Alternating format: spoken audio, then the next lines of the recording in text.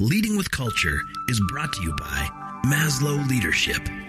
Visit maslowleadership.com. Josh Blair is the founder and CEO of Impro.AI.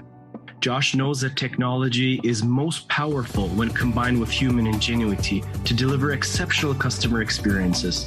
Impro hits the sweet spot in this regard for Josh and leverages his business experience as well as his HR background.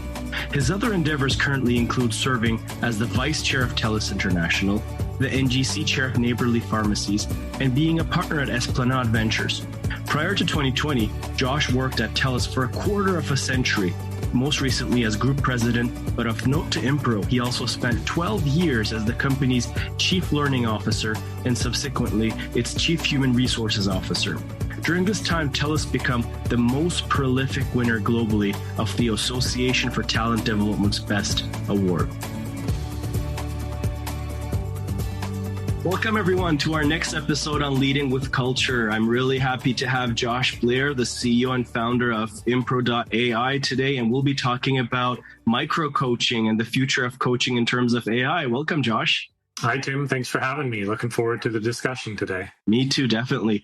You and I, we met around a month ago, and our visions really clicked about our passion for coaching and the future of coaching and how it's a tool for change and humanizing leadership, in our words. And I look forward to this conversation. Now, kind note, as you know, last week I was COVID. I've recovered from COVID, but I have a little bit of this weird sound going on here. And even if I have a little cough, we'll just continue. I'll mute myself, but thank you for your understanding. How are you doing? I'm good, thank you. I went through my COVID journey back in March, so I feel for you, but I'm glad you're doing much better. Thank you so much. Well, Josh, you wear many hats, and we talked about this, and the main focus is your first hat, which is the founder of Impro.AI, but you wear some other hats. You have a VC hat, you had a board member hat. Tell us a little bit about Josh and these other hats that he wears. Yeah, I guess the quick background to where I got now is I spent 25 years with TELUS Corporation, and the first third of that time as an engineer, and moved up the ranks of the engineering leadership. Even got a chance back in the crazy 1999, 2000, 2001 timeframe, which is very reminiscent of what we're going through right now when I look at 2020, 2021, and 2022 in terms of an absolute tech boom and bust. But I got a chance during that time to go lead a startup that got incubated outside of TELUS and was its own entity, and take it all the way through to an acquisition. Middle third of my time at TELUS, I was the chief learning officer and then the chief HR officer. So really got to see the value and strength in driving performance through people. And then final third of my time, I was what we called the group president, effectively the number two, overseeing 5 different commercial divisions in the company. So TELUS Health, TELUS International, TELUS Agriculture, TELUS Business, and TELUS Ventures. After 25 years, which was the end of 2019, I decided I wanted to go off and do some new things. I remain attached to TELUS to this day, actually. So I'm still the vice chair of TELUS International, which became its own public entity in early 2021. It was great to see the success of that team. But fast forward 2.5 years later, and as you mentioned, I now wear 3 hats. So the co-founder and CEO of Impro.AI, which, as you said, we'll get into later. My other 2 hats, one is I'm one of 5 partners at a venture capital company, a boutique venture capital company, I would qualify it. So we focus purely on investing in digital consumer health solutions that have a good technology component and directly can impact the health and wellness of consumers, as opposed to supporting doctors or hospitals or that side of the healthcare equation, drawing on my TELUS Health experience, obviously. And then my third hat is that I sit on 4 different boards and quite a range of different things I see. I already mentioned TELUS International, which is a huge company, 70,000 people around the world providing technology support, data annotation, content moderation, customer services, and the like. The second biggest entity from a for-profit perspective is a great organization called Neighborly Pharmacy, an ownership group of now some 275 pharmacies across Canada. operating typically in smaller communities across Canada. Then a smaller company, a technology company called Carebook, which is a health and wellness solution for employers. And then finally on the board of governors of the University of Victoria. So that hat gives me a lot of different exposure to different sized companies and both not-for-profit and for-profit. So yeah, that's me in a nutshell these days. And that is a lot. I just I think I could interview you on many different topics, one of them being high performance leadership and how do you juggle all of these, but that's a separate topic for another time, hopefully. Today, our focus is leading with culture. And I know what connected you and I was our passion about the changing leadership and organizational paradigm. But why don't you summarize a little bit your point of view on what are your observations on what's changing pre-COVID and post-COVID in the workplace culture and leadership dynamics? Yeah, I think quite a bit. I mean, the obvious one is in many respects, we've gone from on-premise workplaces to hybrid work environments or remote work environments, which is a very different leadership challenge because leaders need to evolve from managing by observing to managing based on someone's output. It's a very different way of leading, but many other things are changing too. There's no doubt that the power in the employer-employee relationship has shifted to the employee. And whether we hear short-term media terms for that, like the Great Resignation, or what I think, a truer term, the war for talent, which will continue on for many years, definitely the equation has shifted. And it's more about how can you attract and retain talent in your organization as opposed to the opposite, where for many years, there was an abundance of talent and that was more a matter of interviewing and selecting the right talent for your organization.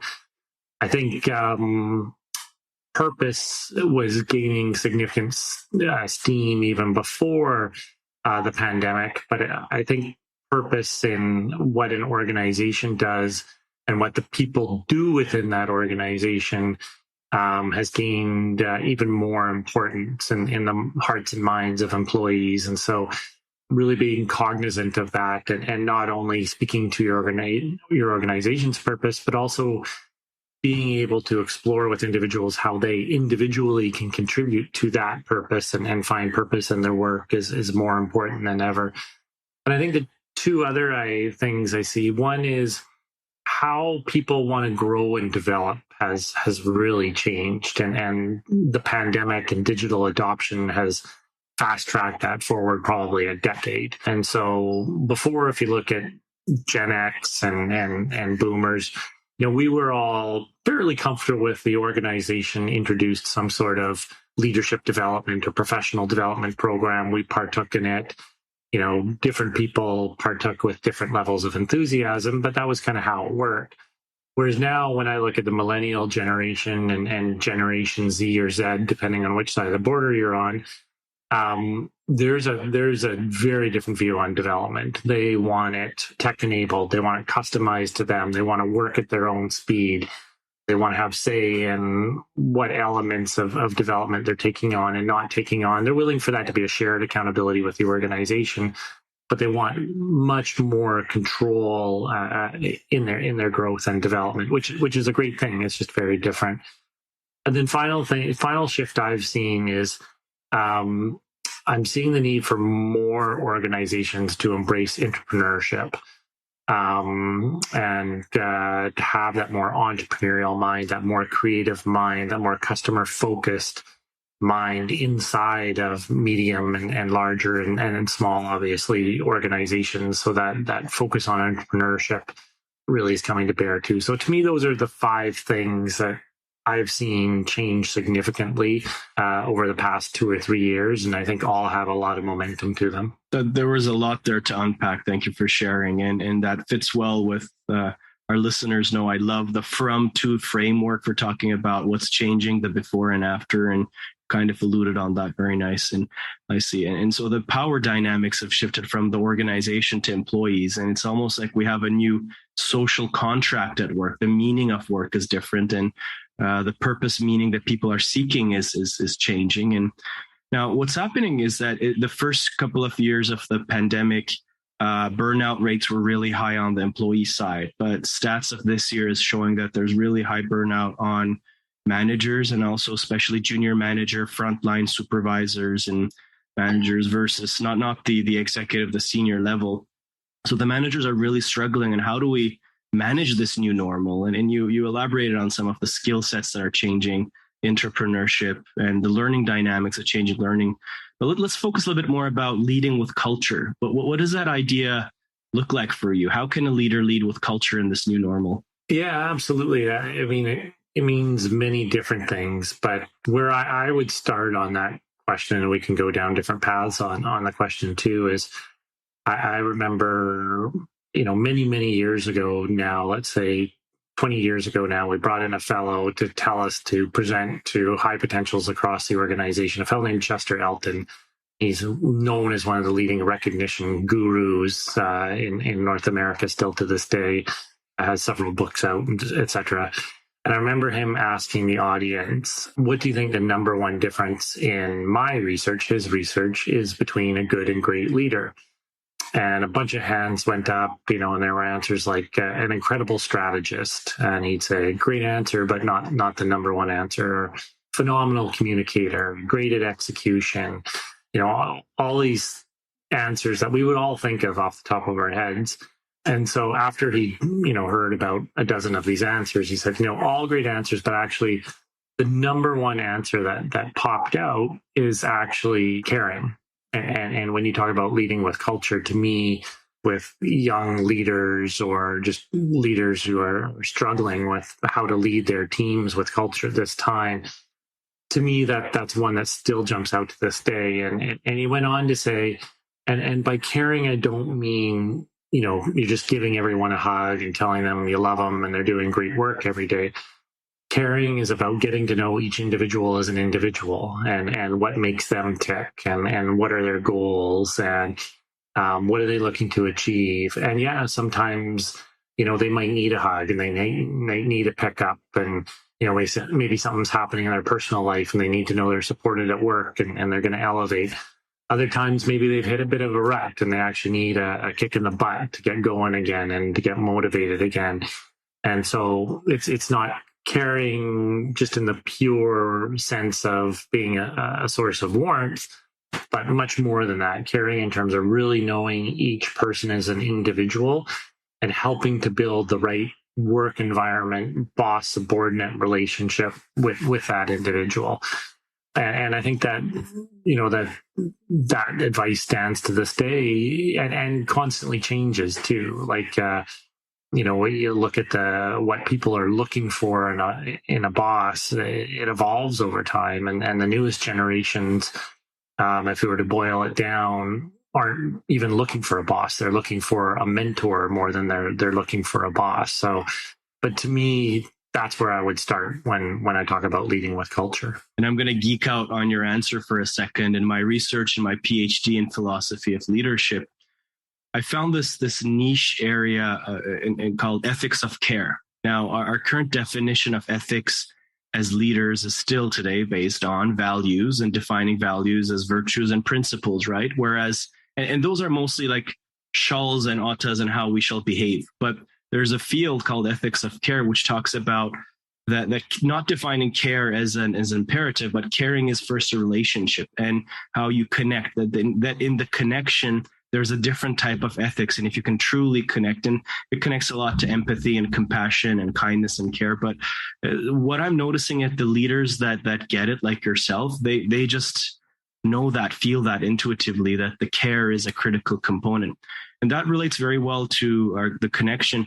We see that the leader as a culture builder is highly aligned with the leader being a coach and mentor. So leaders being coachable, getting coaching, but also coaching and mentoring in others. And I know we both know the definitions and they're different, but tell us a little bit about how did you fall in love with the idea of coaching? What does coaching mean for you? Yeah. I mean, I was lucky enough as a senior individual at TELUS to have access to executive coaches over my many years. And a good coach can really make a difference for you. It can help you see things differently, push yourself in new ways, try new things when you might not try new things. And to me, it's as simple as any athlete at almost any level of sports has a coach helping them to get better, observing, pushing them, etc. Whether you're a kid playing kindergarten level soccer or an Olympic athlete or anything in between, you have that support. Whereas we haven't implemented that as broadly in the business world as I believe could have significant value. So to me, just my own experiences, seeing others blossom when they had a coach in addition to a boss. And, sometimes that can be one and the same person. Often it's good for it to be different people, though. And just, growing up being an athlete and seeing what happens in athletics, those were the things that inspired me to say, coaching is so powerful, and coaching / mentoring, different aspects. And how do we as society, as leaders, make it more broadly available to people? Thank you for listening to our podcast, Leading with Culture. I wanted to share what we do at Maslow Leadership in a minute. Many leaders are expected to manage culture, but are not equipped to lead with culture. At Maslow, we provide culture analytics, culture training, and coaching on how to lead with culture. In other words, we provide research and data-driven culture and leadership transformation. Our corporate programs include research in the design, where we measure the pre and post impact of our leadership and coaching programs. We have 3 pillars of our work. Number 1, culture transformation. Our research on the changing employee needs in the post-COVID era created a brand new approach called culture actualization. The employee engagement measures and systems we're currently using were designed 10 to 20 years before and are not capturing the needs of this post-COVID era. Leadership development. Leading with Culture and Leader as a Coach are our signature programs helping leaders on this next chapter. Number 3, coaching. We develop large-scale corporate coaching programs and offer ICF-accredited coach certifications. Reach out to us to get more information at maslowleadership.com. You decided to invest your time, your money, this chapter of your life in starting up Impro as a coaching platform. And tell us a little bit more about this idea of micro-coaching, which Impro is pioneering. Yeah, for sure. And I apologize because a little bit of a long-winded answer on this one. But as I started my post-TELUS journey, I was just looking at different possibilities of where to sink my time, energy, even money to a degree, to bring something to life. And along the way, I met my now 2 co-founders in Impro, a fellow named Offer Breyer and a woman named Maya Lieberman. And they had developed an organization, a not-for-profit organization focused on K-12 education. And Offer happens to be, in my opinion, perhaps the best methodologist in the world, but one of the best methodologists in the world. And what I mean by that is looking at a complex problem, figuring out a way to solve it, making that solution repeatable so that it can be applied over and over again. And what they had done in this not-for-profit called Stages Global is they had said, why is it that only 10% of kids are deemed as gifted learners? Why can't almost any kid be a gifted learner? And so Offer applied a methodology to this and looked at gamification and visualization and pattern recognition and built literally an overlay to the K-12 education system to play on these strengths of the current generation of kids, and proved that this approach could turn almost every kid into a gifted learner. And so when I approached them, I mentioned, hey, I'd be interested in potentially helping with that. And the response was, from Offer and Maya, Josh, Stages Global, it's a great organization, but it's a small not-for-profit. It runs itself. If you really want to help us, we've been working on this idea to democratize the concept of executive coaching. And we think that could be a significant for-profit enterprise. And if it takes off and does really well, perhaps we could redirect 1% of the profits or something like that to Stages and help that K-12 program. So that then set me off to doing a bunch of research around the work they were doing and whether it could be brought to life in a much more significant way. And obviously I became extremely convinced, but took three big steps to get there before believing in it. But in a nutshell, kind of going to your core question of what do we mean by micro coaching and why is it different? I would say there's three reasons the democratization of coaching has been challenging in the workplace. One is the obvious one is cost. A good executive coach warrants good pay and gets a good sum of money on a per hour basis to help some very senior people. And that's the way it should be. And that's the way I see it being for many years to come. But difficult then to take someone at a high price per hour and deploy them deeper into an organization. The second impediment I would say is time. If someone came to me in my capacity today as vice chair of TELUS International and said, hey, give us 10% of your people to spend an hour a week with a coach in a traditional format, I'd probably balk at that. I'd say, because we got 70,000 people, 7,000 people spending an hour a week. That's a big time investment. That feels like a bit of a roll of the dice as to whether I'll get results or not. So I'd probably balk at it. But the third reason that I think makes most business leaders balk the most is just varying quality. Coaching traditionally is done by gut feel and intuition. And the people who are great at it are amazing at it. And they typically support the senior ranks of organizations. And then you have a whole bunch of different qualifications and experience levels below that. So again, if you try to deploy coaching en masse in its traditional format, from what I've seen, you get a highly varying quality. And an organization just isn't going to want that varying quality. So how we set about to tackle that at Impro is we started back at the methodology point and offers methodology expertise and said, can we build a performance coaching program that's based on a methodology as opposed to based purely on intuition, gut feel, good training, etc. And he'd been working on this for several years before we even launched Impro, but we got it there. We got it to the point where we got a consistent methodology that any individual we hire to be a coach / mentor on our platform can follow. Consistent modules. We take participants through question banks for our coaches to draw on, resources for our coaches to draw on, etc. And so it enables us to deliver a consistent product and enable anyone who's looking to grow. And that's kind of the one caveat. We need people who want to grow coming into our system. We can help them grow and we can help them get some really cool results. So that's kind of how we tackled the varying quality challenges by having this consistent methodology. But then on the time challenge, we looked at it through a couple of lenses. One, everyone says they have no time anyways. So asking many people to add another hour a week into their calendars is going to be difficult or a non-starter anyways. But when we looked at the neuroscience on how the adult brain works, the adult brain is pretty crappy, unfortunately, with macro change or big change. And it was always one of my biggest frustrations, to be honest, when I was the chief learning officer and chief HR officer at TELUS. We'd send people off for some great training programs.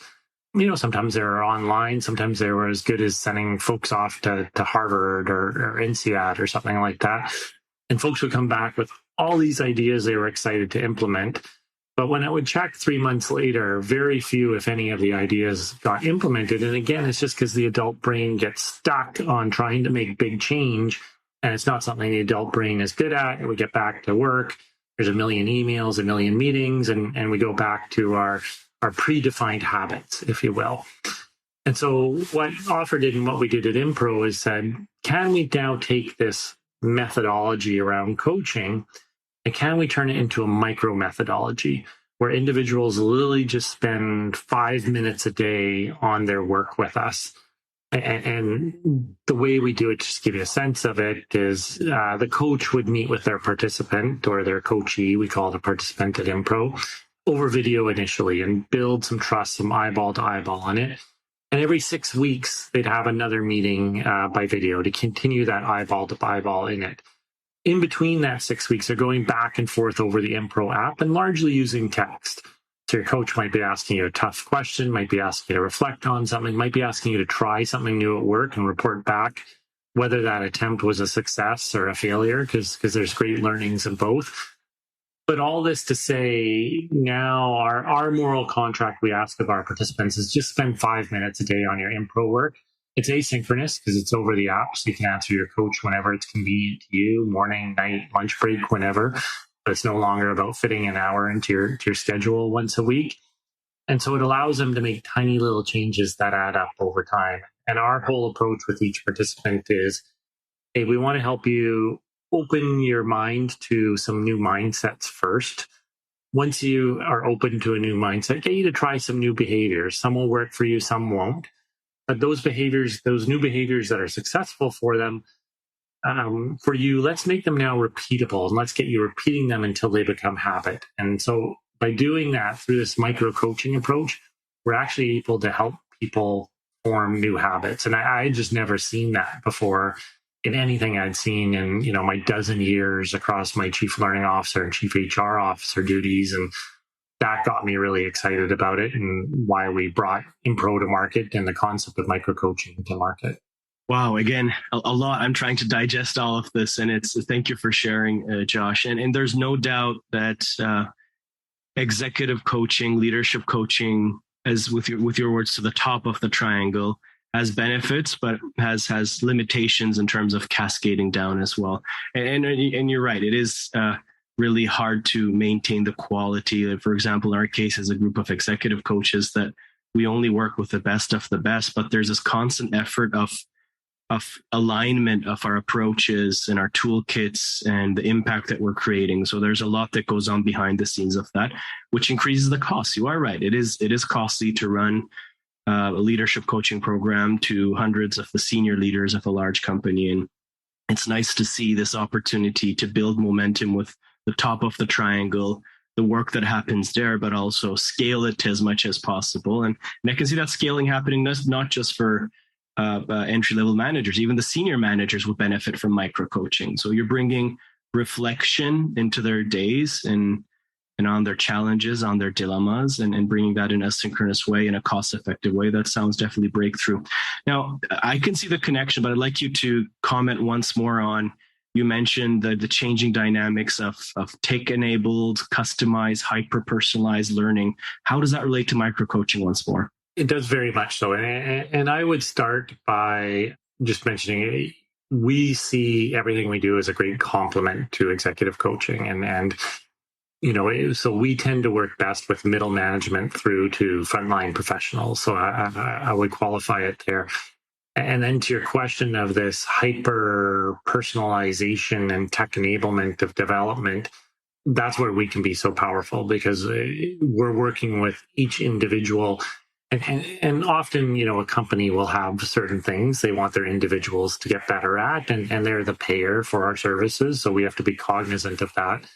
But then we can customize it to each individual. And no matter what topic we're working on, what are the net new skills, habits, resources that this individual needs? And, I would say it's also important to acknowledge that what we do is almost more so business mentorship as opposed to pure coaching. A purist would say when you're coaching, you're helping the individual find the answer inside themselves. And I love that model, but because we're working with the lower 2/3 of the triangle, as you say, we're really looking to get people new skills, new resources, new answers, however is best to get it to them at any given moment. And sometimes that's helping them find the answer inside themselves.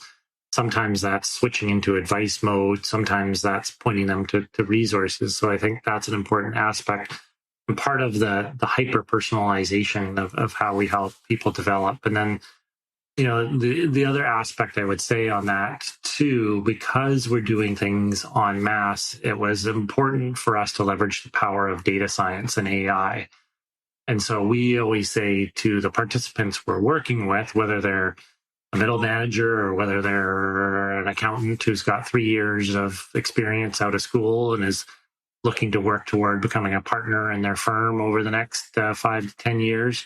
So regardless of where someone's at in their career and their career advancement, we always say, hey, we're going to bring you the power of 3 coaches. So we're going to bring you your Impro coach who's going to push you in new ways, get you to try new things, help you to form those new habits over time. We're also going to focus on making you a better self-coach, teaching you self-reflection, self-journaling, and other techniques that make you a better self-coach for life. But then the third one is going to be data science. And because so much of our conversation goes back and forth over the Impro app, and it's never a bot talking to the participant. It's always their coach doing the interaction with them. But where the data science and AI comes in is it comes in as an assist or an augmentation to the coach. And it will see things that the 2 humans, the coach and the participant, just don't see. So an overly simplistic example, but just to bring it to life, would be, say you were my coach. Our system might flag for you after 3 months of us working together. Hey, Tim, Josh has mentioned a dozen times in the past 3 months that he really hates meetings. And you go, I didn't really notice that, but I've had 300 interactions with Josh, so fair enough. And you asked me about it. And I say, yeah, thanks for asking. It's actually super embarrassing, but I'm just nervous. I'm going to ask a dumb question and make a fool of myself. So for me, it's easier just to be quiet and listen and kind of have a meeting come and go. And then you're able, to go into coaching mode and say, oh, great, Josh, that's one of a few hundred biases that can be built into the adult brain, well-researched stuff. I'm going to help you overcome that bias. And, going to be a gift to you, because if you have a question in your mind in a meeting, you need that clarity. Odds are your peers need that clarity. Odds are the presenter doesn't even realize she hasn't given that clarity. So it's even a gift back to her as the presenter. So that's another aspect of how we do things and how we're able to hyper-personalize things to the individual, because the data science is only going to flag things very specific to that particular person. And then maybe a last quick comment is that also gets really exciting in terms of how we can help an executive coach that we're working with that's working at the top third of the pyramid, or the executive directly, depending on the relationship we have and who brought us into the organization, is that data science can start to see trends across teams too. And then, we're not working with the executive coaches, but we can give the executive coach the data to go back to the executive and say, hey, we've got Impro in here working with your team at the middle management below. Here's some team strengths that their data science is seeing that we might want to amplify, or here's some team weaknesses that we might want to address one way or another. Or we can even flip the tables on Impro and we can get them to look at alignment for us. So rather than, paying a few $1 million for a consulting company to come in and do a bunch of interviews and figure out whether our people are aligned on strategy, vision, priorities, competition, Impro can do that work for us as part of their value add, and come back to us with where are the areas of misalignment that we need to work on. So, all right, long answer to your question, but an important one from my perspective, given how important this hyper-personalization is.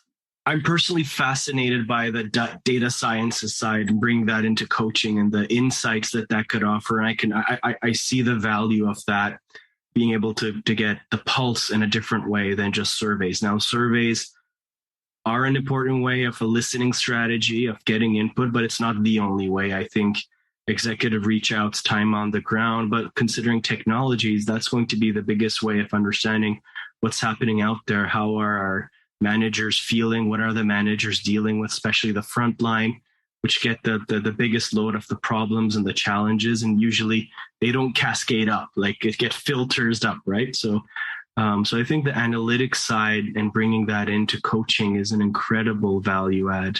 Yeah, it's exciting, because call a spade, and I critique myself on this going back to my CHRO days.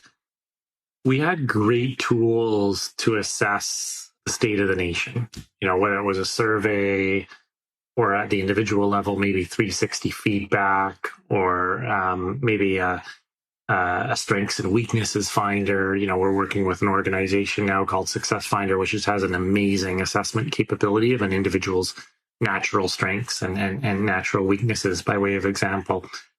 The challenge was, though, you've got this data now on the state of the nation of the company or of a team or of an individual. What do you do about it, right? And that's why I'm so excited about micro-coaching, is I think it gives you the ability, rather than just to say to an individual or a leader, hey, you've got that data, now figure something out. You can now say, and here's an accountability partner who's an expert in helping people develop new habits or new skills or new team dynamics.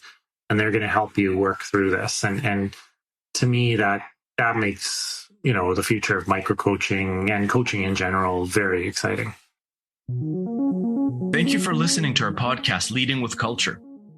Many leaders are expected to manage culture, but are not equipped to lead with culture. At Maslow, we provide culture analytics, culture training, and coaching on how to lead with culture. In other words, we provide research and data-driven culture and leadership transformation. Our corporate programs include research in the design, where we measure the pre and post impact of our leadership and coaching programs.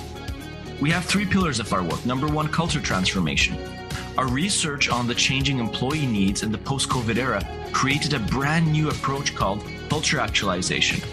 The employee engagement measures and systems we're currently using were designed 10 to 20 years before and are not capturing the needs of this post-COVID era. Leadership development.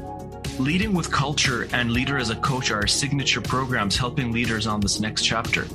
Number 3, coaching. We develop large-scale corporate coaching programs and offer ICF-accredited coach certifications. Reach out to us to get more information at maslowleadership.com.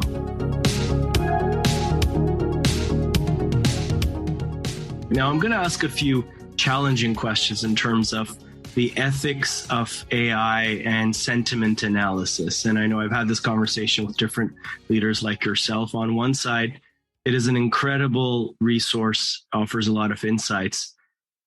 But are there any potential ways of this going wrong? And I think tools are tools. You use them, you can use them for good, could be used for bad. But what are the ethics of consideration of, I talk to stuff about my coach and then it comes back in terms of repurchase. What are some watch outs that you're considering while building the platform?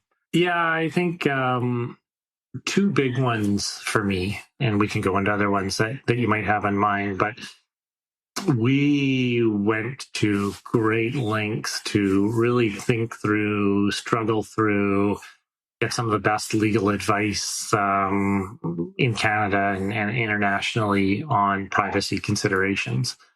And because the company is paying for us to work with their people, we do need to share some information with the company, but the individual still needs to know and have complete trust that they've got a very private, confidential relationship with their coach / mentor. And so where we landed on that one after extensive work is there's only 3 things that we'll share with the company. And one is whether an individual is engaging on the platform with us or not, because we feel like the company has the right to redeploy that license if the individual isn't engaging with us. The second area is generally whether we believe the individual's realizing progress and achieving new things, because we think, again, the company has the right to map that against their view of the individual. And, if we think someone's achieving great new things, but the company doesn't, that says, that we're probably not doing a good enough job of translating our work with the individual on the performance demonstration of these new capabilities by way of example. And then the third is what I mentioned earlier, is team-wide dynamics that we can deduce through our data science on an anonymized basis, and obviously on an amalgamated basis too.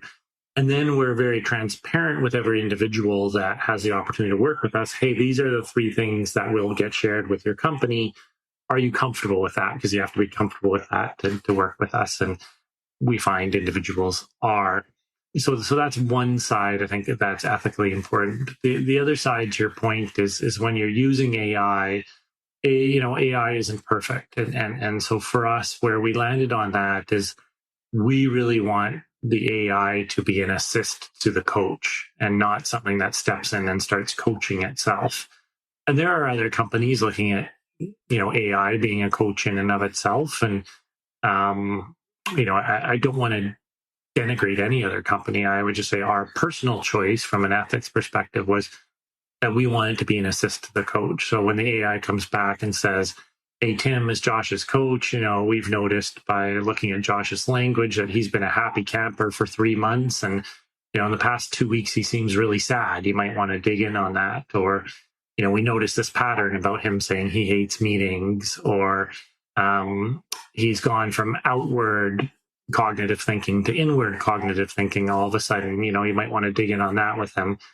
We always want that to be an assist, because that then gives you 2 layers of, I would say, oversight on what the AI is doing. One is, the coach can say, no, I disagree with that right out of the gate. There's no way Josh is sad right now. And so we need to feed back into the algorithm to improve the algorithm. And second line of oversight is if the coach says, okay, I think the AI's got something here, and presents it to the individual, and the individual says, no, thanks for asking, Tim, but that's not an issue for me at all. Then you've got that second checkpoint. I think all to say, I don't believe we're at a stage yet as a society where we can blindly rely on AI's capabilities. And having those checks and balances, I think, is important. But then you can get the best of both worlds, because definitely we see examples where our AI capabilities recognize things that the coach and the individual themselves haven't recognized, and it adds a lot of value. I'm personally loving what I'm hearing, that you're building AI to support the coach's work, inform coaches, and then coaches get to use their human reflection, their compassion, their judgment as part of it. And also you're bringing analytics to coaches to understand the main current, or the unseen, maybe the underwater current, right? So we can see what the waves at the surface, but what's happening underneath as well.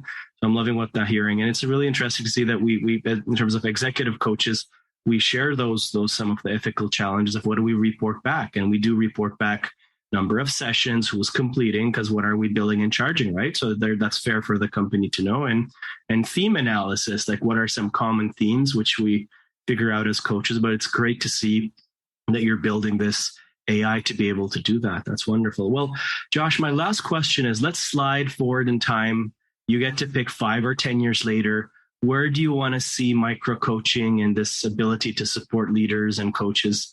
So just why don't you share with us your future vision, and we'll close with that one. Yeah, and this really is the driving force behind why we've built Impro, why all 3 founders are spending their time on it, why I've put a good amount of personal money into building it. I'm one of the main investors behind Impro. So we foresee a future, let's say 10 years from now, where if something doesn't change in our approach as a society, AI is going to become so powerful that it's going to disrupt countless companies, but it's also going to displace numerous employees out of their jobs. And our view at Impro is, as a result, companies and individuals are going to need capabilities and tools that enable them to adapt and retool faster than any capability that enables that today. And if you look at an executive working with an executive coach, they can retool and they can adapt quickly.